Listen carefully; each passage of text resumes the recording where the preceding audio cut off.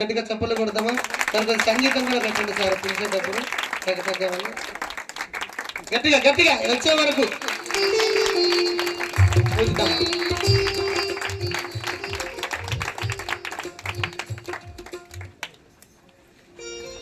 Praise lord, హల్లెలూయా. ఇప్పుడు వచ్చిన బంధుమిత్రులందరికీ కూడా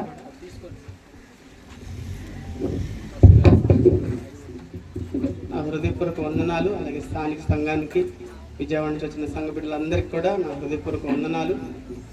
మీ అందరికీ తెలుసు, గతించిన జూన్ నెలలో మరి సర్జరీ జరిగింది.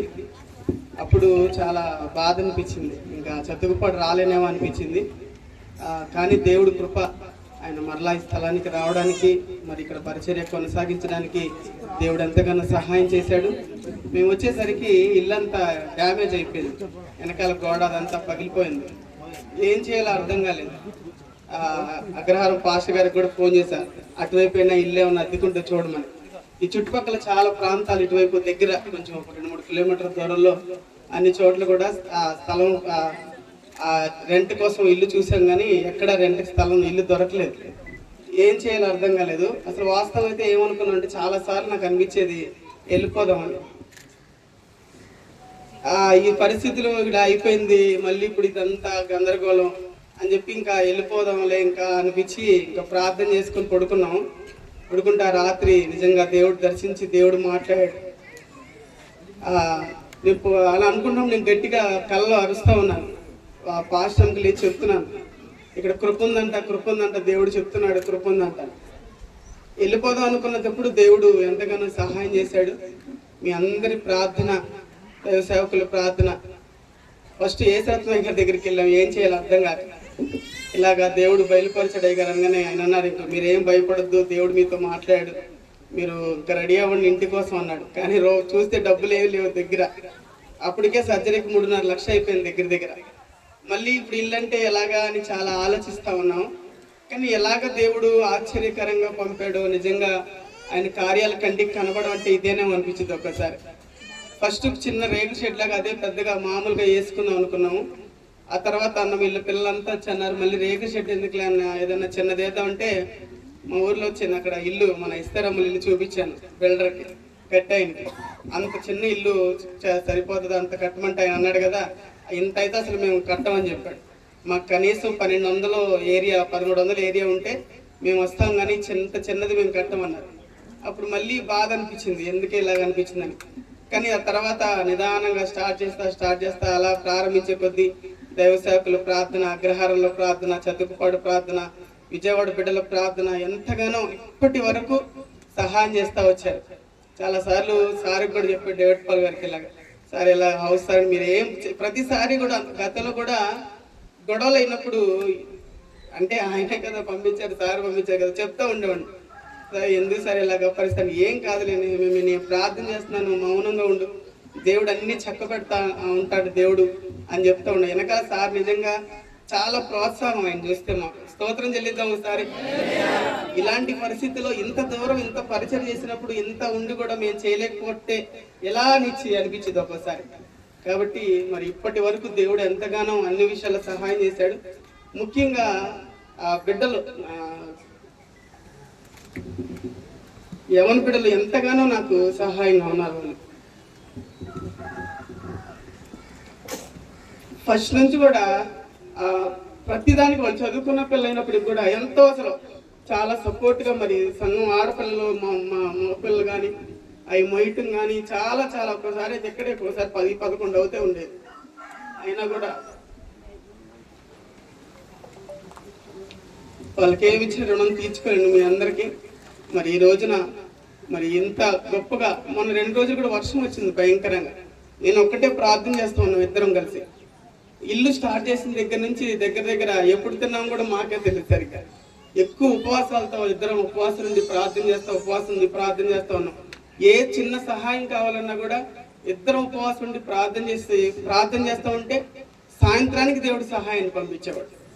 అలాగే ఇంకొక విషయం ఏంటంటే, విజయవాడలో చిన్న పరిచర్య ప్రారంభించినప్పుడు దానికి స్థలము ఏం చేయాలో అర్థం కాదు. అప్పుడు దేవదాస్ అన్నకు కూడా నేను ఫోన్ చేసి అడిగాను, అన్న ఇక్కడ చిన్న పరిచర్య స్టార్ట్ చేసామన్నా, ఏం చేయమంటావు అని అంటే, ఏం కాదులేనైనా చిన్న స్థలం ఏర్పాటు చేయి, అక్కడ కూడా దేవుడు మిమ్మల్ని డెవలప్ చేస్తారని చెప్పి అన్న ఆ దేవదాస్ అన్న కూడా మాకు అప్పుడు మాట్లాడాడు.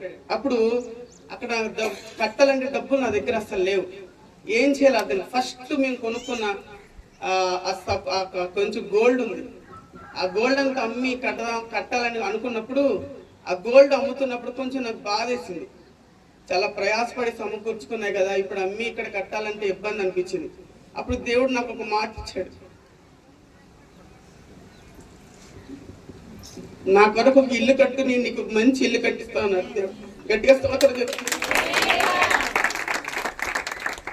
అప్పుడు గృహప్రవేశం నాకు భయం వేసింది. అనిల్కి ఫోన్ చేశాను, అని ఎందుకు భయం వేస్తుందని, ఇది మందిరం స్టార్ట్ చేసి మందిరం కడుతుంటే ఈ ప్రవేశం అంతా ఏంటో నా హృదయం అంతా బరువుగా భయం అంటే, అప్పుడు అనిల్ ఒక మాట అన్నాడు, నువ్వు ఘనదేవుడికి ఒక మంచి ఇల్లు కడుతున్నావు రా అని.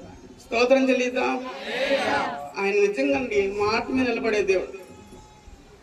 నేను ఖర్చు పెట్టింది కొద్దిగేమో కానీ ఇంత అసలు నా ఊహ మించినంత ధనాన్ని నా దేవుడు నాకు ఇచ్చాడు. స్తోత్రం చెల్లిద్దాం.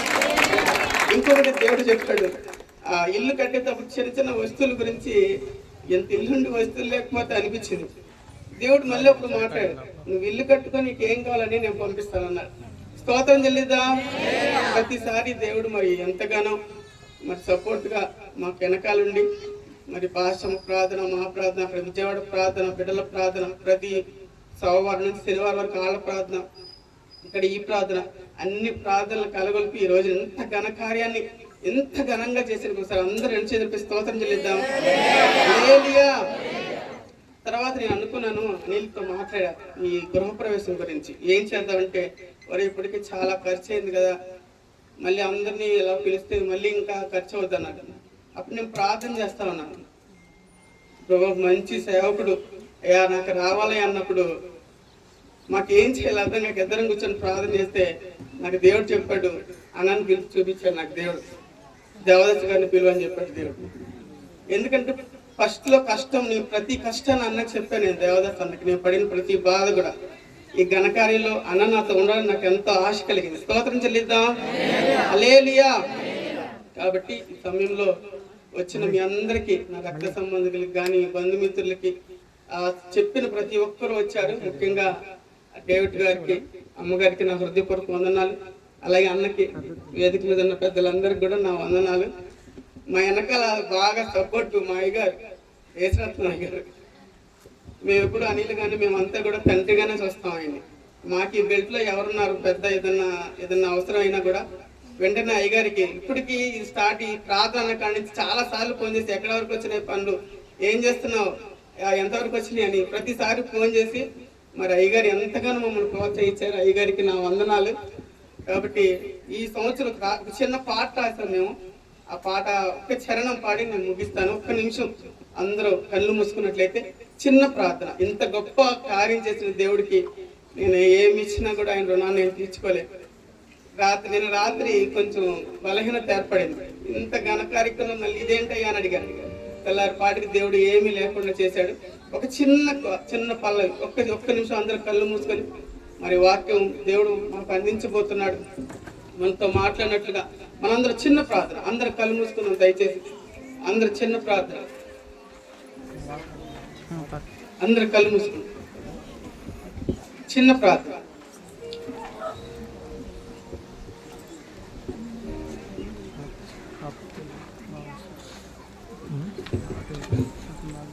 ఈ సంవత్సరం మరి ఆ పాట చిన్నది. స్థితినే చూసినవయ్యా, నా బ్రతుకే మార్చినవయ్యా, నా స్థితినే చూచినవయ్యా, నా బ్రతుకే మార్చినవయ్యా. మరువని యేసయ్యా నన్ను విడువలేదయ్యా, కాపరిగా నుండి నన్ను కాచినావయ్యా. మరువని యేసయ్యా నన్ను